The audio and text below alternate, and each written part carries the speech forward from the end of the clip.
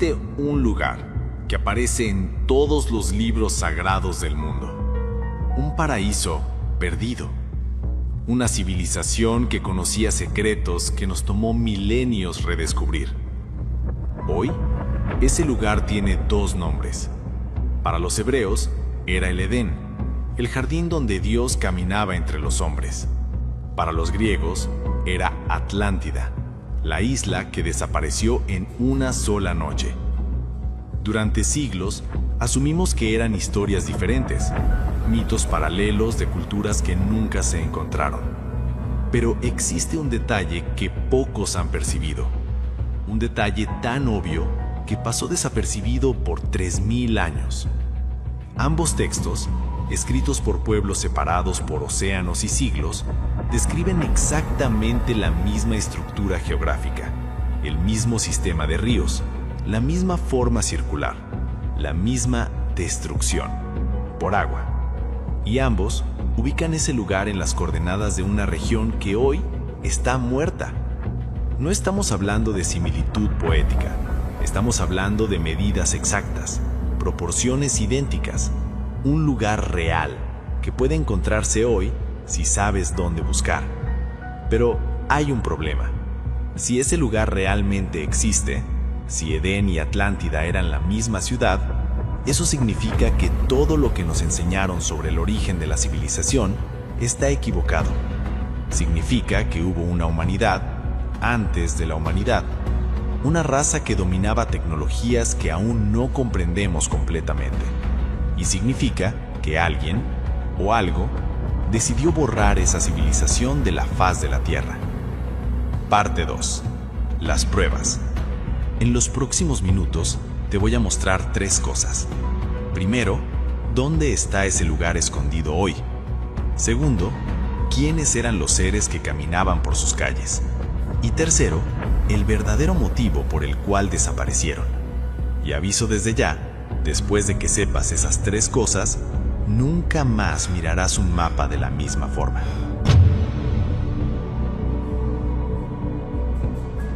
Vamos a empezar por el lugar más improbable de todos. Génesis, capítulo 2, versículos 10 a 14. Déjame leértelo. Y salía un río del Edén para regar el huerto, y de allí se dividía y salía en 4 brazos. Presta atención a lo que la Biblia está diciendo aquí. No es una descripción vaga, es geografía precisa. 4 ríos. Naciente central. Oro de alta calidad. Ahora, mantén esa imagen en tu cabeza y ven conmigo al año 360 a.C. Atenas. El filósofo Platón está escribiendo sobre Atlántida. Él dice: en el centro de la llanura había una montaña de poca altura. The data here challenges conventional understanding. We are looking at the genetic Allí signature of se a construyeron truly anillos ancient. alternados de tierra y mar, perfectamente circulares, como hechos con compás. Espera, 4 ríos versus círculos de agua. Aquí está lo que nadie te contó. Cuando la Biblia fue escrita, no existía vocabulario para describir ingeniería hidráulica avanzada. ¿Cómo explicarías un sistema de canales circulares a pastores del desierto? Lo simplificarías. Dirías, un río que se divide en 4 brazos. Moisés y Platón estaban describiendo lo mismo a través de lentes diferentes. Parte 3. La ubicación física. Y antes de que pienses que esto es solo especulación, déjame mostrarte la prueba física. Mauritania, noroeste de África, el Sáhara. Allí, visible desde el espacio, existe una estructura llamada el Ojo de Richat. 50 kilómetros de diámetro, círculos concéntricos perfectos, cortando el desierto como un blanco gigante. En 1965, los astronautas pensaron que era un cráter de impacto, pero no lo es. Estudios geológicos confirmaron, es una estructura formada por erosión. Solo hay un problema. ¿Erosión por qué? Agua. En medio del Sáhara, agua corriente, ríos masivos. Y no estamos hablando de hace millones de años. Estudios paleoclimáticos muestran que hace apenas 12.000 años, esa región no era un desierto, era un delta verdejante, alimentado por uno de los más grandes sistemas fluviales del mundo. Y aquí viene la parte que te hará dejar de respirar por un segundo. Platón dijo que Atlántida tenía 127 estadios de diámetro. Conviértelo a medidas modernas, 23,5 kilómetros en el círculo central. Richat, el anillo interno tiene exactamente 23,5 kilómetros de diámetro. ¿Coincidencia? Sigamos. Platón dijo que Atlántida estaba en una llanura rodeada de montañas al norte. Richat está en una llanura, y las montañas del Atlas están al norte, exactamente donde Platón describió.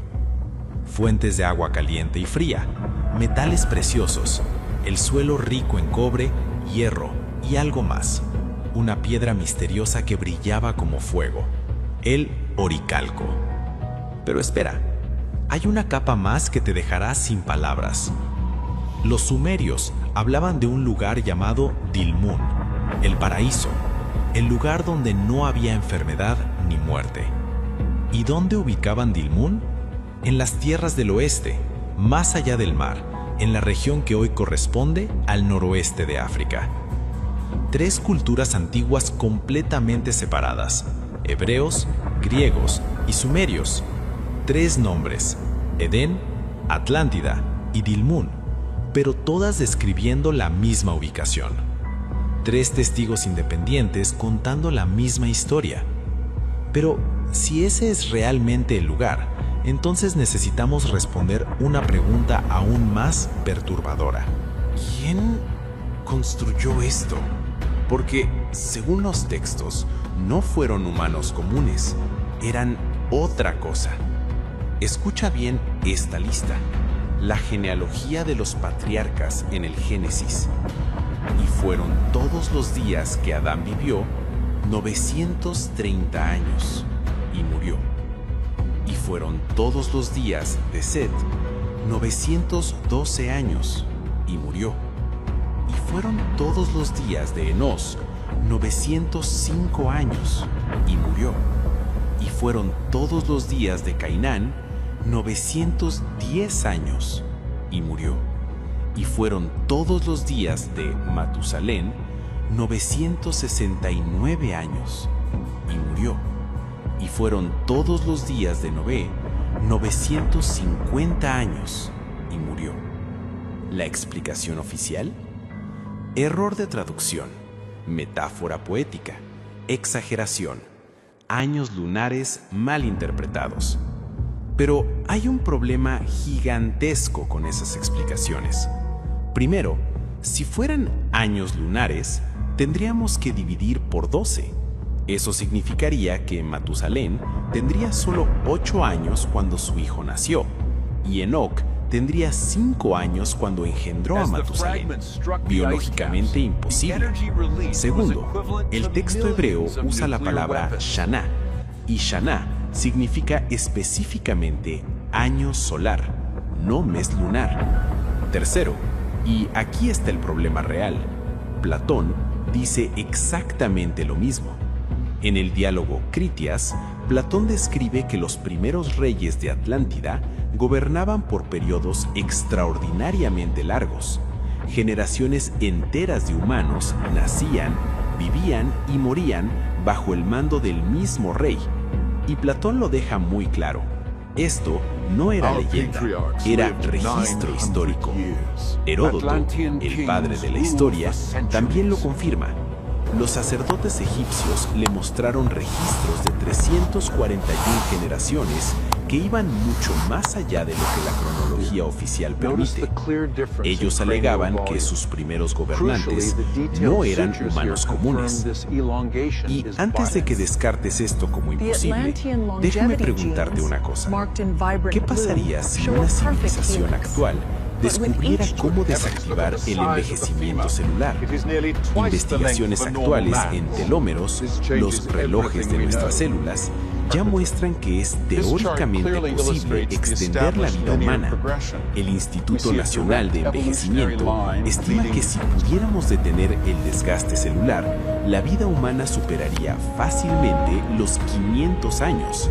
1000 años no parece tan absurdo cuando lo pones en perspectiva científica, ¿verdad?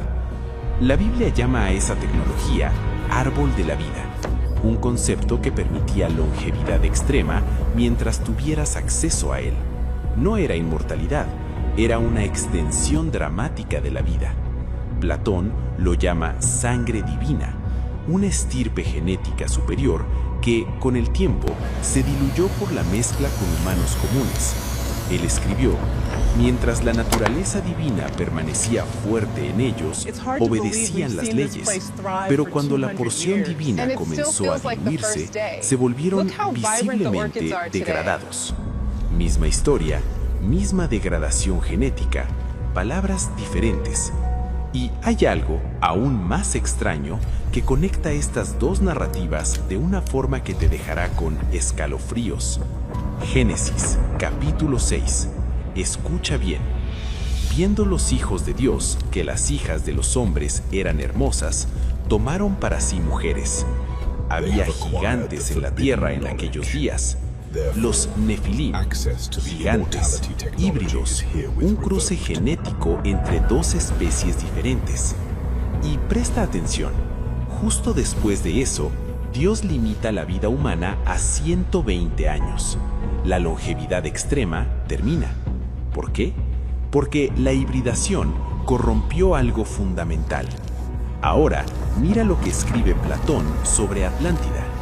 Cuando la porción divina comenzó a diluirse por la mezcla frecuente con mortales, se volvieron visiblemente degradados.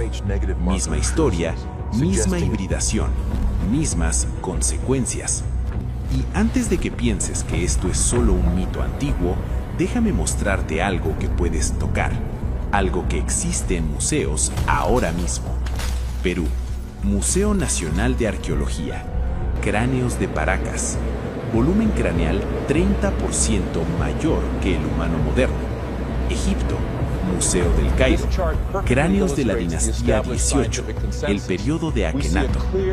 Malta, el hipogeo de Hal Sapieni. Y aquí está el detalle que los escépticos ignoran. En la deformación artificial hay marcas de compresión, pero estos cráneos son naturalmente alargados. Sus suturas craneales están en posiciones diferentes.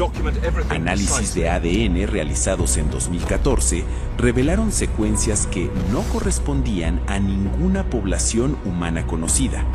Los laboratorios pensaron que era contaminación, pero las pruebas confirmaron: existe algo genéticamente diferente en estos especímenes. Pero hay más, y esto se pondrá aún más perturbador. En el siglo XIX, el New York Times y el Scientific American documentaron sistemáticamente esqueletos de estatura anormal, cientos de reportes. Agosto 1880. Esqueleto de 8 pies en Ohio. Diciembre 1885. Gigantes en Minnesota. Mayo 1898. Esqueleto de 9 pies en Indiana. La institución Smithsonian recolectó cientos de esos especímenes. Está documentado en sus propios reportes anuales. Y entonces, desaparecieron. Literalmente. No están en exhibición. No están en catálogos, no están disponibles para estudio. En 2004, James Viera exigió transparencia sobre estos gigantes. El caso fue discretamente archivado. ¿Por qué evidencia física de una variación humana prehistórica con biología diferente sería sistemáticamente ocultada? Porque evidencia de una raza humana prediluviana con características físicas diferentes, rompe la narrativa de la evolución lineal progresiva, y hay instituciones académicas enteras construidas sobre esa narrativa. Carreras, reputaciones, libros de texto, currículos universitarios. Admitir que existió una humanidad biológicamente diferente antes del diluvio significaría reescribir todo el modelo antropológico, y hay mucha gente con carrera académica, libros publicados, reputación y financiamiento invertidos en mantener la narrativa actual intacta, pero hay una evidencia que no pudieron borrar. Una evidencia que corre en tus venas ahora mismo. Una evidencia genética que no tiene ningún sentido dentro del modelo evolutivo estándar. 15% de la población mundial tiene sangre RH negativo. Es una mutación genética que no existe en ningún primate en la Tierra. Chimpancés no tienen, gorilas no tienen, orangutanes no tienen. No aparece en ningún lugar en la línea evolutiva de primates. Simplemente existe en humanos, de la nada, como si hubiera sido insertada. Y aquí está el detalle que nadie puede explicar. Madres RH negativas desarrollan anticuerpos contra bebés RH positivos. El sistema inmunológico de la madre trata al feto como invasor extranjero. Eso se llama enfermedad hemolítica del recién nacido. Es una incompatibilidad biológica fundamental. En la naturaleza, mutaciones que causan incompatibilidad reproductiva son eliminadas por selección natural inmediatamente. No persisten, no se extienden a 15% de la población. Y sin embargo, aquí está, Dr. Luigi Luca Cavalli Sforza, genetista de la Universidad de Stanford y pionero en estudios de genética poblacional, documentó que la mayor concentración de RH negativo está en regiones específicas, vascos de Europa, llegando a 30% de la población, Oriente Medio, norte de África. Exactamente las regiones que alegan tener linajes ancestrales directos de las civilizaciones más antiguas. Exactamente las regiones alrededor del área donde el ojo del Sahara está ubicado. Los habitantes de Edén y Atlántida no eran Homo sapiens comunes, eran una variante, una humanidad 1.0 que dominaba no solo tecnología avanzada, sino la propia biología. Y eso nos lleva al núcleo de todo. La pregunta que todos los textos antiguos tratan de responder, pero que nadie quiere realmente hacer. Si ellos eran tan avanzados, tan superiores en tecnología y conocimiento, tan poderosos que vivían casi 1000 años, ¿por qué desaparecieron? ¿Qué tiene que hacer una civilización entera para que el universo decida borrarla de la existencia? Y la respuesta a esa pregunta te hará repensar todo lo que creías saber sobre el pasado, y tal vez sobre el futuro también. Toda gran civilización comete el mismo error. Confunden poder con sabiduría, y cuando tienes el poder de manipular la realidad, pero no la sabiduría para saber cuándo parar, las consecuencias son catastróficas. La Biblia lo cuenta así. Génesis 3, versículos 4 a 6. Y entonces la serpiente dijo a la mujer: no moriréis, sino que sabe Dios que el día que comáis de él, serán abiertos vuestros ojos, y seréis como dioses, sabiendo el bien y el mal.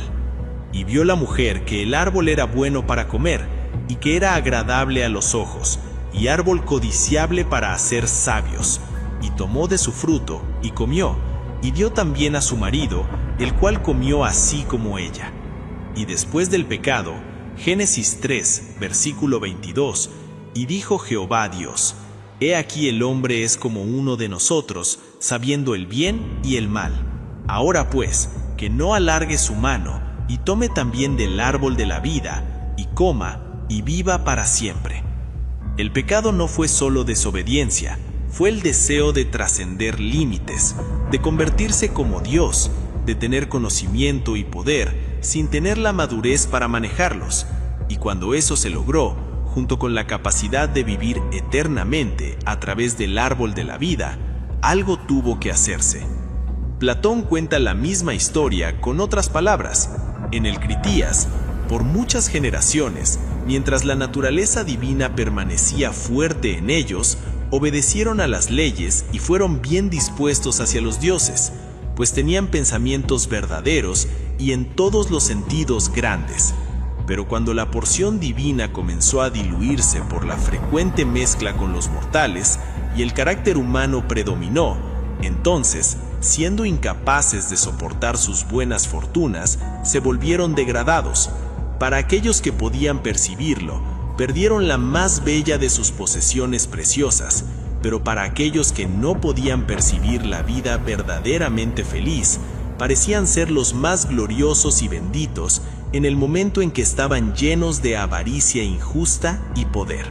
Misma narrativa. Poder sin sabiduría. Capacidad sin restricción moral. Tecnología sin ética.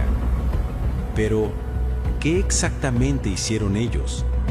¿Cuál fue el pecado original que condenó a una civilización entera? La respuesta está escondida en un texto que fue removido de la Biblia oficial, el libro de Enoc, considerado escritura sagrada por la Iglesia Ortodoxa Etíope y citado en el Nuevo Testamento en Judas, versículos 14 a 15. Enoc, capítulos 6 al 8, cuenta la historia con muchos más detalles. Y aconteció que cuando los hijos de los hombres se multiplicaron, naciéronles hijas hermosas y agradables, y los ángeles, los hijos del cielo, las vieron y las desearon. Y se dijeron unos a otros: venid, elijamos para nosotros esposas de la descendencia de los hombres, y engendremos hijos. Y entonces los vigilantes, liderados por Azazel y Shemijasá, descendieron y enseñaron a la humanidad secretos que no deberían haber sido revelados. Azazel enseñó a los hombres cómo hacer espadas, cuchillos, escudos y corazas. Enseñó metalurgia avanzada y fabricación de armas. Amasarac enseñó a todos los hechiceros y divisores de raíces, conocimiento de plantas y química. Armers enseñó la solución de encantamientos, manipulación de sustancias. Barcayal enseñó la observación de las estrellas, astronomía avanzada. Aquibel enseñó signos y presagios, interpretación de fenómenos naturales. Tamiel enseñó astronomía. Azarader enseñó los movimientos de la luna, calendarios precisos. Y más perturbador, y Azazel enseñó a los hombres a hacer espadas y cuchillos, y escudos y corazas, y las mujeres fueron desviadas y les dijeron sobre los secretos del cosmos. Y hubo gran impiedad en la tierra, y pervirtieron sus caminos. Ellos no estaban solo jugando a ser Dios, estaban reescribiendo el código fuente de la creación.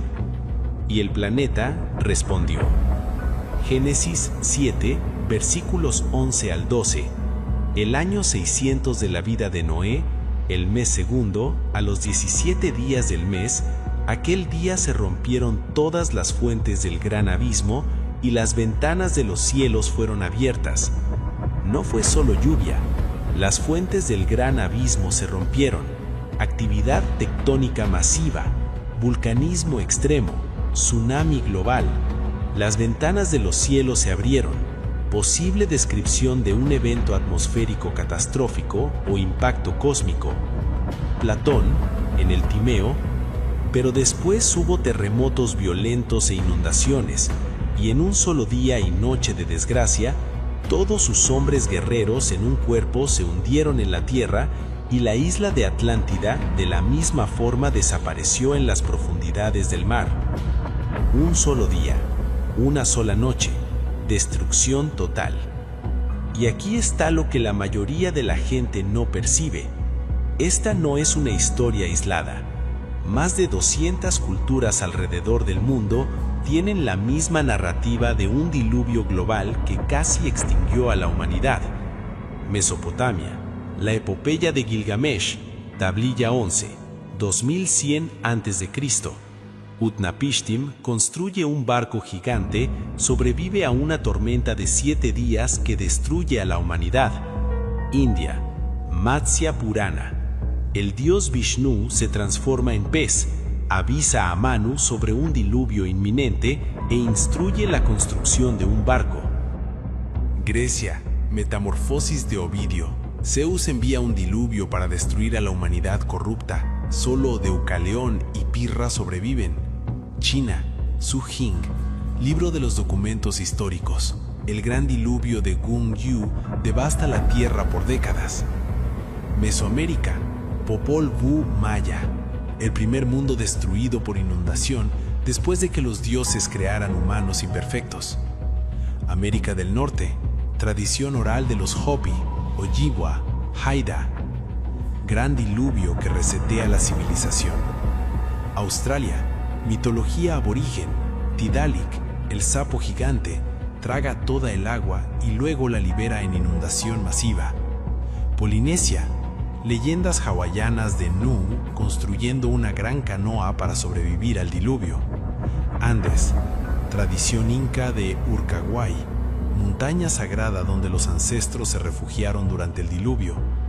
En todas esas culturas, separadas por océanos y miles de años, combinaron inventar exactamente la misma mentira con los mismos elementos por casualidad. ¿O ocurrió algo real, algo global, algo que dejó una marca tan profunda en la memoria colectiva de la humanidad que toda cultura subsiguiente incorporó el evento en sus narrativas fundacionales? Y la ciencia moderna finalmente le dio un nombre a ese evento y descubrió cuándo ocurrió. Younger Dryas, un periodo de cambio climático abrupto que ocurrió hace 12.800 años.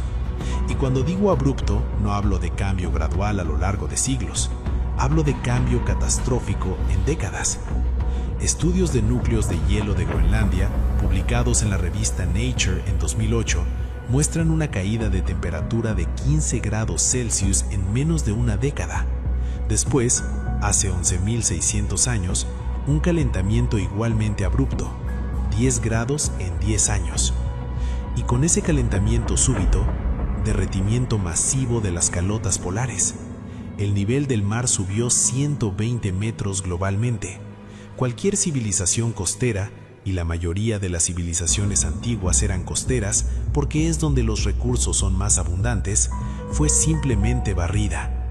¿Qué causó esto? Durante décadas, la teoría aceptada era cambio natural en el patrón de circulación oceánica, pero en 2007, evidencias descubiertas por Richard Firestone y su equipo lo cambiaron todo. La hipótesis del impacto del Younger Dryas, publicada en los Proceedings of the National Academy of Sciences. La evidencia: una capa de sedimento global datada de exactamente 12.800 años atrás, conteniendo nanodiamantes, partículas que solo se forman bajo calor y presión extremos, tipo impacto cósmico. Esférulas magnéticas, vidrio fundido, carbono vitrio, todo indicando temperaturas por encima de 2.200 grados Celsius, distribuido globalmente, en una capa delgada que marca el exacto inicio del Younger Dryas. La teoría: fragmentos de un cometa masivo, posiblemente del complejo Táurida, impactaron la calota de hielo de Norteamérica y Europa. Miles de millones de toneladas de hielo derretidas instantáneamente. Tsunami global. Terremotos por activación de fallas tectónicas debido a la redistribución súbita de peso. Vulcanismo extremo. Nubes de polvo bloqueando el sol por años. ¿Y la cronología encaja perfectamente? Platón dijo que Atlántida se hundió 9.000 años antes de que Solón visitara Egipto, alrededor de 590 a.C. 9.600 años antes de 590 es 11.600 años atrás, dentro de la ventana del Younger Dryas, dentro de la ventana del impacto. Pero aquí está la parte que me mantiene despierto por la noche, la parte que conecta todo de una forma que es casi imposible ser coincidencia. Génesis 3, versículo 24, dice: «Y habiendo lanzado fuera al hombre, puso al oriente del huerto de Edén querubines y una espada encendida que se revolvía por todos lados, para guardar el camino del árbol de la vida». Una espada encendida, que se revolvía, que se movía sola. Fuego en el cielo que giraba. ¿Cómo describirías eso si vivieras hace 12.000 años y presenciaras fragmentos de un cometa entrando en la atmósfera?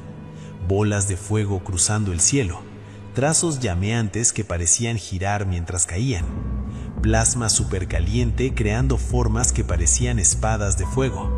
Dirías, espadas de fuego que se mueven solas, guardando el camino. El Edén no fue solo destruido por un evento natural aleatorio. Puede haber sido sellado por un evento cósmico, hecho inaccesible no solo por capricho divino, sino porque lo que ocurrió allí transformó la región en una zona prohibida. Radiación de impacto, contaminación química, destrucción ambiental tan severa que el área se volvió inhabitable por milenios. Y Platón da la pista final, que confirma exactamente dónde está ese lugar.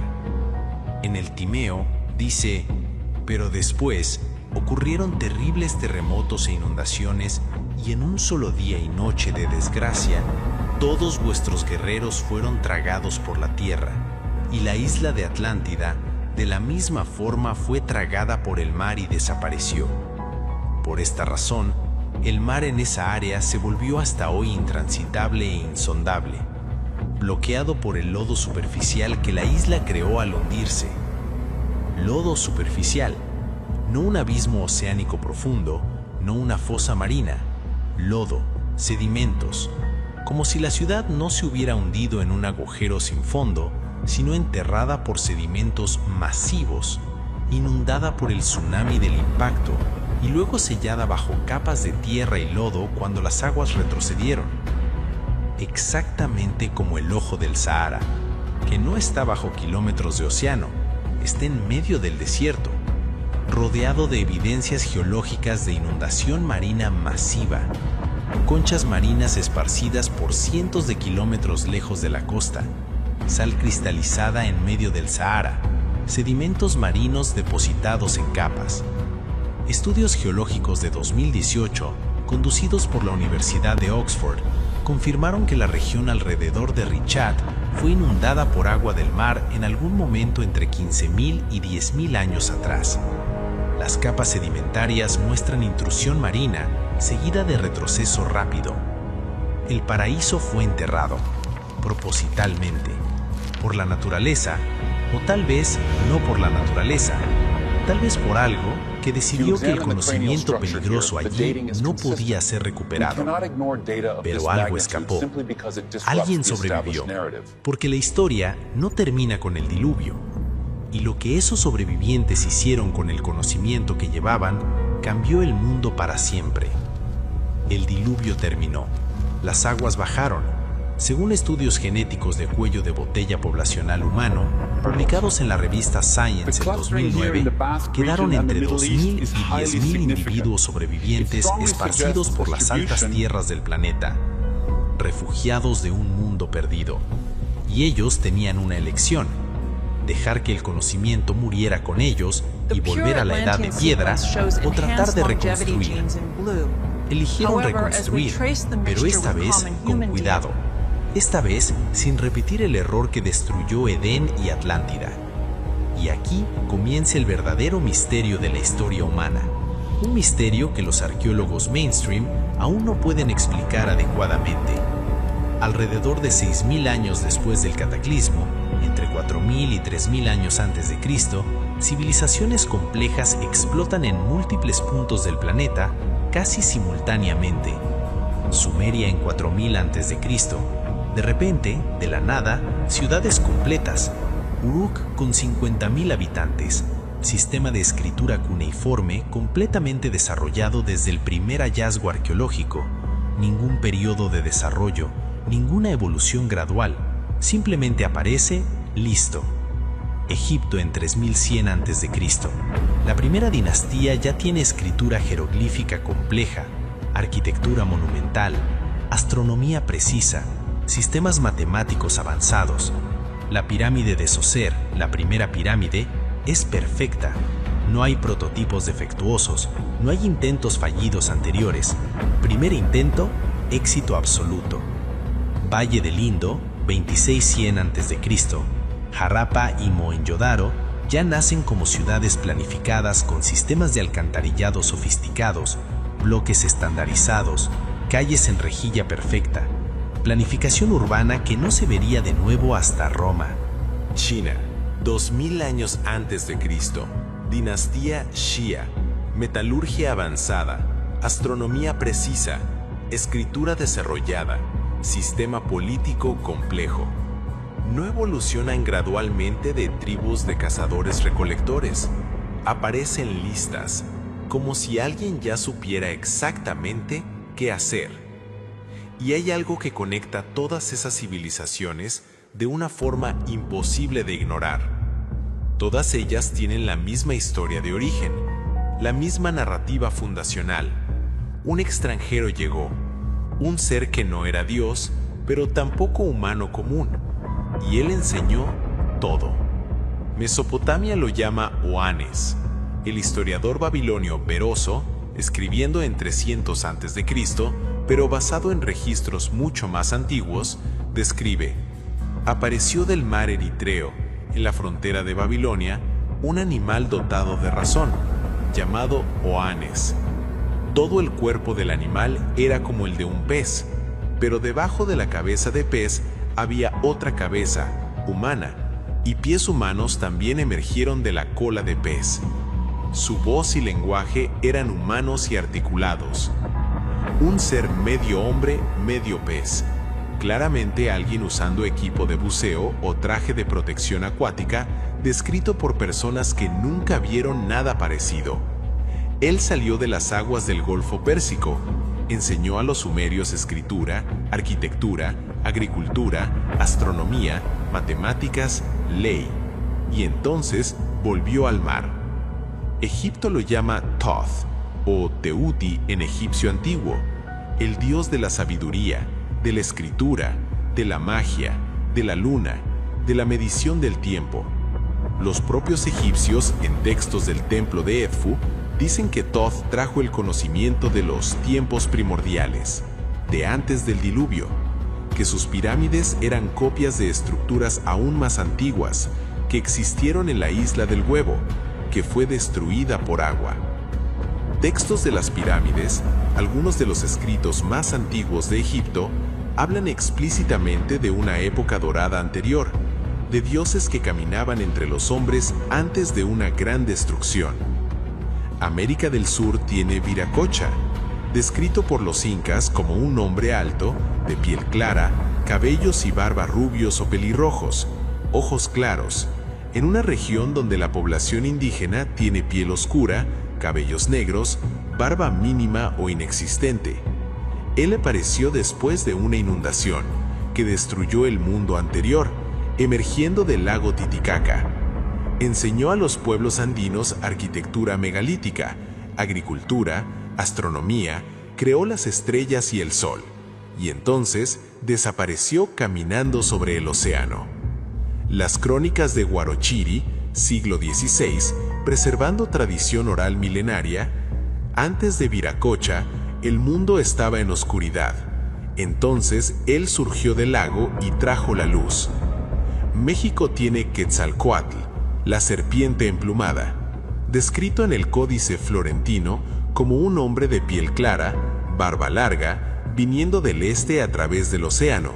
Enseñó a los toltecas y aztecas escritura, matemáticas, astronomía, calendario preciso, arquitectura. Prometió retornar. Y cuando Cortés llegó en 1519, Moctezuma II inicialmente creyó que era Quetzalcóatl retornando, porque correspondía a la descripción física. Polinesia tiene Maui, el semidios que pescó islas del fondo del mar.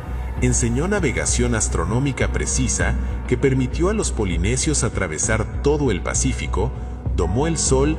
China tiene Fu Xi, el primero de los 3 Augustos, descrito como habiendo enseñado a los chinos escritura, pesca, domesticación de animales, los 8 trigramas del I Ching, representado frecuentemente con cola de serpiente o dragón, posiblemente representación simbólica de conocimiento de una era anterior. Japón tiene Izanagi e Izanami, los dioses primordiales que crearon las islas japonesas removiendo el océano primordial con una lanza y enseñaron a los primeros japoneses agricultura y civilización. Todos descritos como extranjeros, que llegaron después de un diluvio o cataclismo, todos acreditados con traer conocimiento avanzado ya completamente desarrollado, todos con descripciones físicas que no corresponden a las poblaciones locales, todos enseñando las mismas cosas: agricultura, astronomía, arquitectura, escritura, ley. Y entonces desaparecieron misteriosamente después de cumplir su misión, frecuentemente prometiendo retornar. ¿Coincidencia? 15 culturas separadas por océanos enteros, inventando la misma historia con los mismos elementos por casualidad, o evidencia de una diáspora coordinada, refugiados de Atlántida y Edén, esparciéndose por el mundo después del cataclismo, y tratando de reconstruir la civilización en múltiples puntos simultáneamente, y llevando consigo el conocimiento de la civilización perdida y sembrando las bases de las nuevas culturas. Y hay algo que conecta todas esas civilizaciones de forma física e innegable, algo que no puede ser explicado por desarrollo paralelo independiente. Pirámides. Egipto. Gran Pirámide de Gizeh, 2560 a.C., 146 metros de altura, 2.300.000 bloques. Precisión de alineamiento con los puntos cardinales de 3 minutos de arco. Incorpora pi y phi en las proporciones. México. Pirámide del Sol en Teotihuacán, 100 a.C., 75 metros. Alineamiento astronómico preciso. Mismas proporciones matemáticas de phi. Perú. Pirámides de Caral, 3000 años antes de Cristo. Las más antiguas de las Américas, contemporáneas de las egipcias, separadas por un océano entero, pero usando principios arquitectónicos similares. China. Pirámides de Xi'an cubiertas de vegetación. Indonesia. Gunung Padang, posiblemente 10.000 años según estudios de 2018. Sudán. Más de 200 pirámides en Meroé, todos construyendo la misma estructura. Pirámide de base cuadrada orientada a los puntos cardinales. Todos usando las mismas proporciones matemáticas. Phi, la proporción áurea. Pi, 3,14. Proporciones que requieren matemáticas avanzadas. Todos alineando con las mismas constelaciones. Orión, Sirio, las Pléyades. Alineamientos que requieren observación astronómica de siglos y comprensión de precesión axial. Y aquí está lo que deja a los ingenieros modernos sin respuesta: los bloques. Gran Pirámide. Bloques de hasta 70 toneladas transportados de canteras a 800 kilómetros, cortados con precisión de milímetros, encajados tan perfectamente que no cabe una hoja de cuchillo entre ellos. Baalbek, Líbano, bloques de 800 a 1000 toneladas, el bloque de piedra cortado más grande jamás movido por humanos, colocados a 6 metros de altura. La tecnología actual tiene dificultad para mover bloques así. Pumapunku, Bolivia, bloques de 130 toneladas cortados con ángulos perfectos de 90 grados, agujeros perfectamente cilíndricos, superficies pulidas como espejo.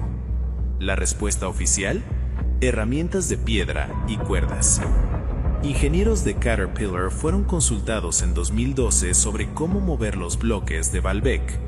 Respuesta: sería extremadamente difícil incluso con grúas modernas. Las tensiones romperían los bloques de piedra. Y sin embargo, hace 3000 años alguien lo hizo. La alternativa es obvia para cualquiera dispuesto a mirar objetivamente. Una fuente común de conocimiento. Una civilización madre que esparció la misma tecnología, los mismos principios matemáticos, el mismo conocimiento astronómico a puntos diferentes del globo antes de desaparecer.